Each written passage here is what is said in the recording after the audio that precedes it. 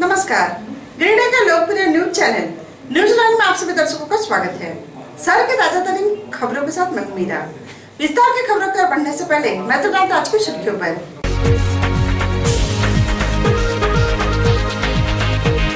डुमरी और जमुआ में 4 corona positive मरीज मिलने से प्रशासन की बढ़ी चिंता। जिले में एक्टिव मरीजों की संख्या हुई 9। नए मरीजों को भी आइसोलेशन सेंटर में किया गया शिफ्ट। डुमरी में कोरोना मरीज की पुष्टि के बाद सभी प्रभावित गांव को किया गया सील। गांव को भी किया जा रहा है सैनिटाइज। बेंगाबाद के दिवंगत सिपाही के घर पहुंचे एसपी। संकट झेल रहे परिवार को हर संभव मदद का दिया आश्वासन। और परसाटाड़ पंचायत के मौसफडी में दीदी किचन में गबन की राशि को लेकर भिड़ी ग्रुप की महिलाएं। एक दूसरे पर लगाया कई गंभीर आरोप। अब खबरें विस्तार से। गिरिडीह जिले में बुधवार को एक महिला समेत 4 लोगों का कोरोना रिपोर्ट पॉजिटिव मिलने से सनसनी फैल गई है। कोरोना संक्रमण की पुष्टि होते ही चारों मरीजों को बदडीहा स्थित आइसोलेशन सेंटर में भर्ती करवाया गया। गिरिडीह जिले में बुधवार की शाम धनबाद पीएमसीएच से कोरोना रिपोर्ट आते ही सनसनी फैल गई। एक महिला समेत 4 लोगों का कोरोना रिपोर्ट पॉजिटिव मिलने के बाद जिला प्रशासन की भी चिंता बढ़ गई। जिले के जमुआ प्रखंड के चरमानो गांव की 39 वर्षीय महिला और डुमरी प्रखंड के भंडारों में 2 जबकि ससारखो गांव में 1 मरीजों में कोरोना संक्रमण की पुष्टि होते ही जिला प्रशासन अलर्ट मोड में आ गया। सभी पॉजिटिव मरीजों को बडडीहा एएनएम कॉलेज स्थित आइसोलेशन सेंटर में लाकर भर्ती करवाया गया। जिले में कोरोना पॉजिटिव के 4 नए मामले सामने आने के बाद जिले में कुल 9 केस एक्टिव हो गए हैं। बुधवार को 4 पॉजिटिव मरीजों में 3 गुजरात के सूरत से लौटे थे, जबकि 1 पीड़ित महाराष्ट्र से लौटा था। हालांकि सब होम क्वारंटाइन में थे। पॉजिटिव हम लोग को मिलता है, वैसे ही सबसे पहले उस पॉजिटिव पेशेंट को जो एएनएम ट्रेनिंग स्कूल है गिरिडीह बडडीहा में बनाया गया, इमीडिएटली वहाँ पे शिफ्ट कराया जाता है। जैसे कि डुमरी प्रखंड में ही कल देर रात जैसे ही सूचना मिली थी तो बिना समय गंवाए रात में ही सभी BDO थाना प्रभारी पूरी मेडिकल टीम ने इन सभी पेशेंट्स के लोकेशन पर जाकर इनको एम्बुलेंस के माध्यम से एएनएम हॉस्पिटल पहुंचा दिया। उसके बाद आगे की जो स्ट्रैटेजीज़ होती है ICMR गाइडलाइंस के तहत की जाती है।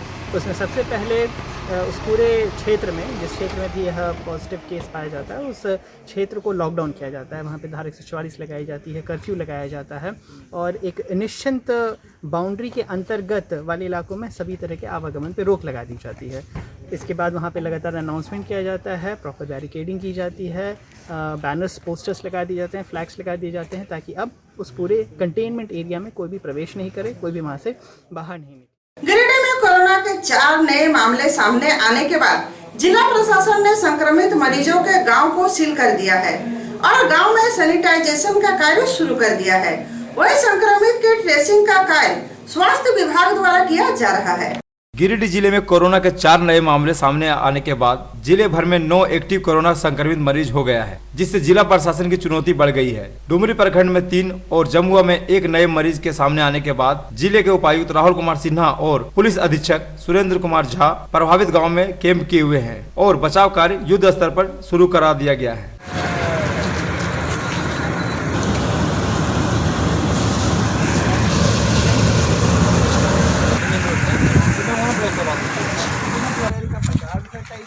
और उसको एकदम कड़ाई तरीके से पूरा सरकमफ्रेंस को आपको बात करना होगा। डुमरी प्रखंड के भंडारों और ससारखो वहीं जमुआ प्रखंड के चरमानो गांव में मरीज की पुष्टि होने के बाद जिला प्रशासन द्वारा गांव को सील कर दिया गया और गांव में आने जाने पर संपूर्ण रूप से पाबंदी लगा दी गई। गांव के प्रत्येक मार्ग पर दंडाधिकारी व पुलिस बल की तैनाती की गई है। गाँव के चारों तरफ बैरिकेडिंग कर ग्रामीणों को स्ट्रिक्ट होम क्वारंटाइन कर दिया गया है। सभी गाँव में लगातार साफ सफाई, ब्लीचिंग और सैनिटाइजेशन का काम किया जा रहा है। प्रभावित गांव और आसपास के इलाकों में माइकिंग के जरिए लोगों को जागरूक भी किया जा रहा है। वहीं स्वास्थ्य विभाग की टीम ग्रामीणों को स्वास्थ्य परीक्षण भी कर रही है।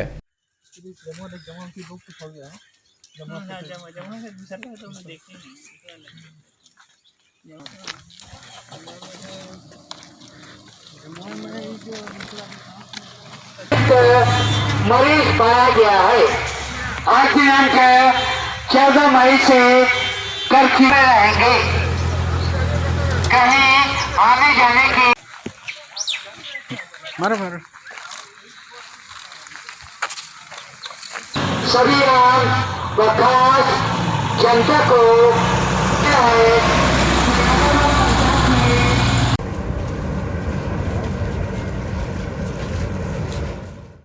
इस बाबत गिरिडीह उपायुक्त राहुल कुमार सिन्हा ने कहा कि ग्रामीण घबराए नहीं और जिला प्रशासन के निर्देशों का पालन करें। उपायुक्त ने सभी शहरवासियों को भी कोरोना वायरस से बचाव के लिए घरों में रहने की अपील की है। बदरीहा जो हम लोग आइसोलेशन सेंटर है तथा कोविड सेंटर के रूप में वर्क करता है वहाँ उनको शिफ्ट करा दिया गया और अभी जो ICMR के गाइडलाइंस के तहत प्रोटोकॉल हैं वो उन गांव में फॉलो कराए जा रहे हैं। एपी सेंटर का निर्धारण, कंटेनमेंट जोन का निर्धारण, बफर जोन का निर्धारण, इन सब जगहों पे लॉकडाउन, कर्फ्यू, सेक्शन 144 लगाकर बाहरी लोगों का प्रवेश यहाँ पे प्रतिबंधित किया जाता है। यहाँ के अंदरूनी लोगों का बाहर जाना प्रतिबंधित किया जाता है। लगातार अनाउंसमेंट करते रहा जाएगा, लोग बाहर नहीं निकले। मेरी यहाँ के लोगों से अपील भी रहेगी कि जो भी सरकार का दिशा निर्देश दिया जा रहा है कृपया उसको फॉलो कीजिए।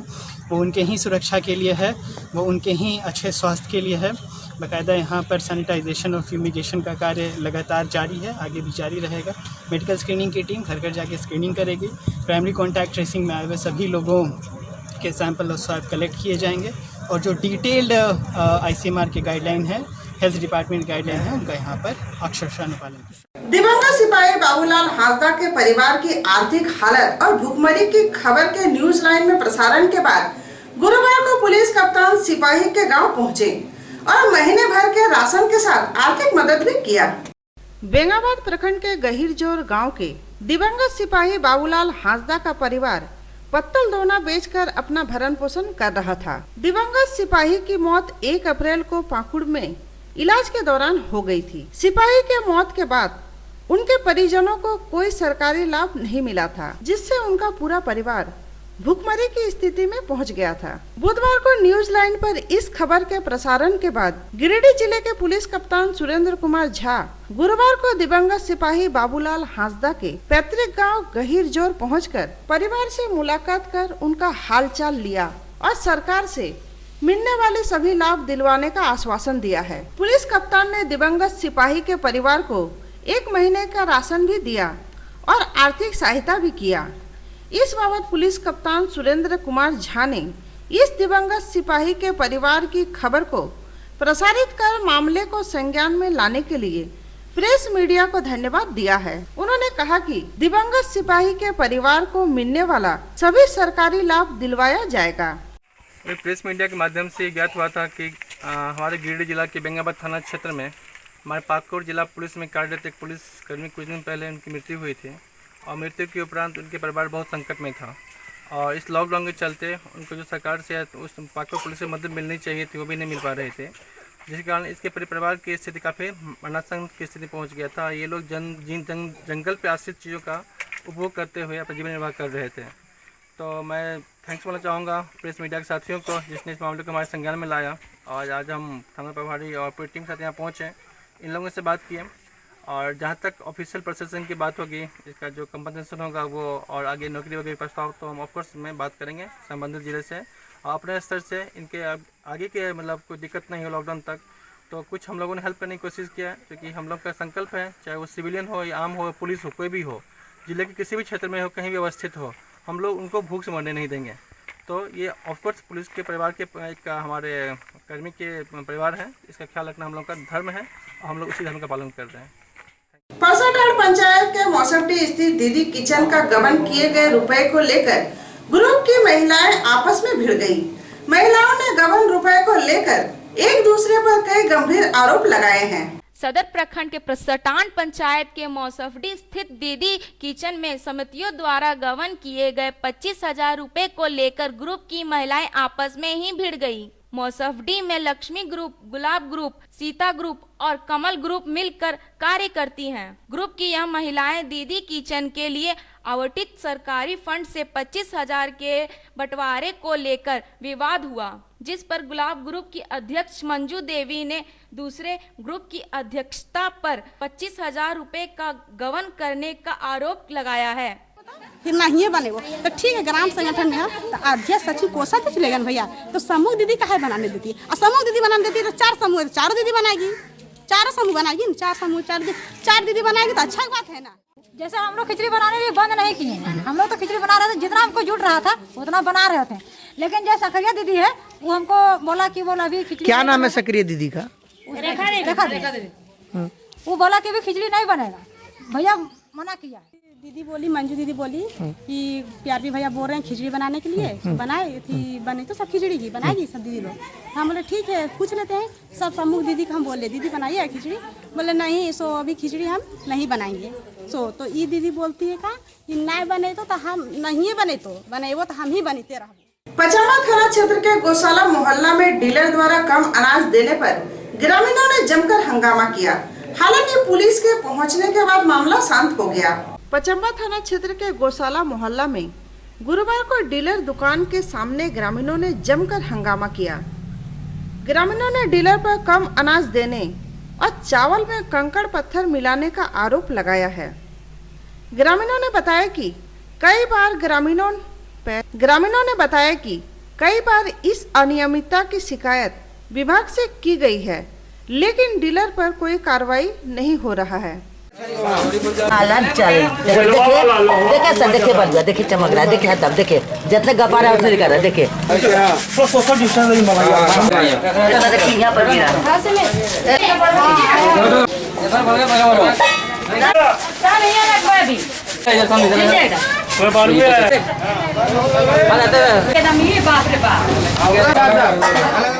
राशन का लाइन लेने गए, चावल बोला नहीं देंगे, आपका 2 तल्ला मकान है नहीं देंगे, और जो दिया भी है उसमें पूरा बालू मिला के दिया हुआ है। 5 आदमी के, मेरे हस्बैंड के कहते हस्बैंड नहीं है तो आपका राशन हम काट लेंगे, आधा देंगे। जैसे 5 किलो एक आदमी पर है सर, तो देती है 5 किलो, और बाकी के हम लोग 4 बचे, 4 में वो भी 2 किलो 7 किलो काट लेती है राशन, और पैसा लेती है 25 के दाम। क्या बोलती है? राशन हम आपको नहीं देंगे, आपका हम नाम लिख के दे देंगे तो ऊपर से कट जाएगा। तो मेरा कोई कमाने वाला नहीं है, छोटा छोटा बच्चा है सर। अरे एक मतलब उनको विरोध किए, राशन जब कम दे रहा था तो उसके बाद से देना ही बंद कर दिया मेरा, राशन अभी दे नहीं रहा। उसके बाद डिलीट करवा दिया उसका। कितना दिनों से नहीं मिल रहा? लगभग 2 साल हो गया। 2 साल से आपको राशन नहीं मिला? नहीं, 2 साल तो आप वहाँ गए तो क्या कहा? बोला आपको जहाँ जाना चाहिए। आपने डीसी से इस बात को लेकर शिकायत की? तो डीसी बात से शिकायत नहीं किया, तो फिर बोला कि ऑनलाइन करवा के लाइए, ऑनलाइन भी करा दिए। तो फिर मेरा राशन डीलर सोमा देवी है, वार्ड नंबर 3। हम लोग उसका राशन लेने जाते हैं, बराबर 2-2 किलो काटती है। 5 यूनिट कार्ड है मेरा, 22 किलो माल देती है। और अबर बोला कि जो राशन मिला फ्री वाला उसमें 5 किलो काटेंगे, अब कोई कुछ नहीं बोलेगा। तो हम लोग सुबह में गए, पूछे उसका मालिक से कितना दीजिएगा, बोला कि 5 किलो कटेगा। हम बोले काटने का कोई ऑर्डर नहीं है, अब कैसे काटिएगा?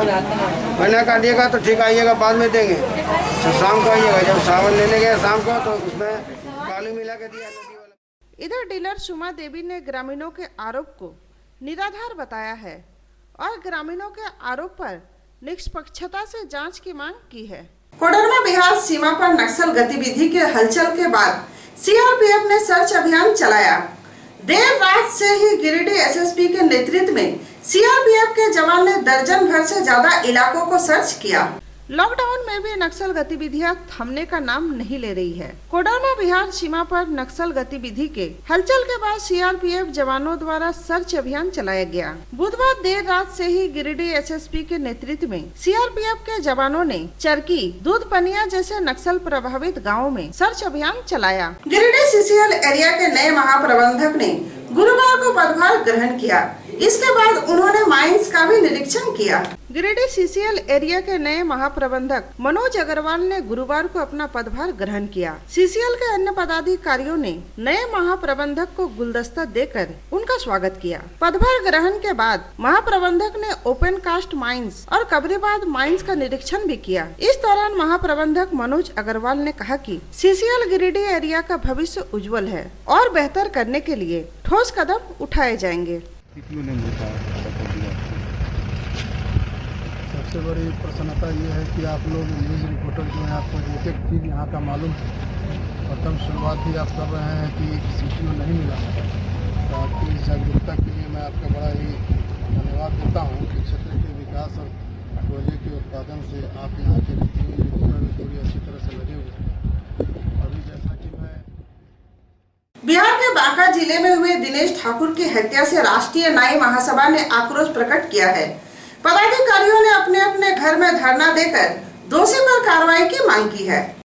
कोरोना महामारी के कारण बाल दाढ़ी नहीं बनाने पर बिहार के बांका जिले में हुए दिनेश ठाकुर की हत्या पर राष्ट्रीय न्याय महासभा ने आक्रोश प्रकट किया है। गिरिडीह में महासभा के पदाधिकारियों ने अपने अपने घरों में धरना देकर दोषी लोगों पर कार्रवाई की मांग की है। जिला अध्यक्ष नंदलाल शर्मा ने कहा कि अति पिछड़ी जातियों पर जुल्म चरण पर है, इसके खिलाफ देश भर में आंदोलन तेज होगा। झारखंड प्रदेश के निर्देशानुसार जिले के विभिन्न प्रखंडों में राष्ट्रीय न्याय महासभा के तत्वाधान में अपने घरों पर सोशल डिस्टेंसिंग को ध्यान में रखते हुए 12 बजे दिन से 2 बजे तक धरना का कार्यक्रम किया गया। इस धरना का मुख्य उद्देश्य नाई जाति और अति पिछड़े जाति पर हो रहे जुल्म के खिलाफ धरना कार्यक्रम का मुख्य बिंदु है। हम सरकार से मांग करते हैं कि राष्ट्रीय न्याय महासभा नाई जाति पर अत्याचार बंद करो और हत्यारों को फांसी दो। कोरोना महामारी से लड़ने के लिए नाई को 10,000 रुपया आर्थिक मदद सरकार के द्वारा हो। प्रवासी मजदूर को रोजगार हेतु भारत सरकार अपने गारंटी पर 10 लाख ऋण मुहैया कराए। झारखंड में केस कला बोर्ड का स्थापना और नाई जाति अति पिछड़ा समाज की सुरक्षा सुनिश्चित हो। इसी 6 बिंदु पर आज हम लोग सरकार को ज्ञापन सौंप रहे हैं। साथ साथ मांग कर रहे हैं कि इस बिंदु पर झारखंड सरकार माननीय मुख्यमंत्री हेमंत सोरेन जी अविलंब पर विचार करेंगे। गांडे विधायक ने गुरुवार को ग्रामीण इलाकों में राशन का वितरण किया और उन्हें घरों में रहने की सलाह दी। लॉकडाउन को देखते हुए गांडे विधायक सरफराज अहमद ने गुरुवार को ग्रामीण इलाकों में जाकर सूखा राशन का वितरण किया। विधायक ने बेंगाबाद के डोमा पहाड़ी आदि गांवों में ग्रामीणों को कोरोना वायरस से बचाव के लिए जागरूक भी किया। मौके पर मुन्नू राम किस्कू, हसनैन आलम आदि लोग मौजूद थे।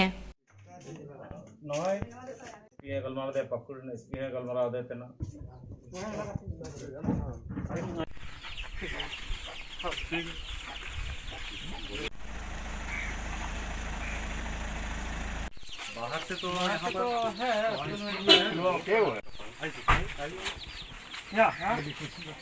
इस परिवार के साथ खड़े हैं। हमारे लिए और इस परिवार के लिए और सारे साथियों के लिए बड़ी दुखद घटना है।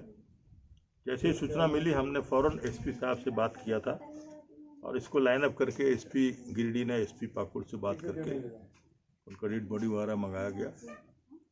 एक परिवार के आगे के जीवन यापना के लिए जो भी बन पाएगा, जिस तरह का पेपर तैयार करना होगा, जिस तरह का अनुशंसा करना होगा, उसके लिए हम लोग सब तैयार हैं। निश्चित रूप से इस परिवार को हम लोग भूखा नहीं बनने देंगे और जो बन पाएगा इस परिवार के लिए हम लोगों को करना है। यह हमारा आज का फिर मिलता अगले खबरों के साथ। तब तक के लिए दीजिए पूरी टीम को इजाजत। नमस्कार।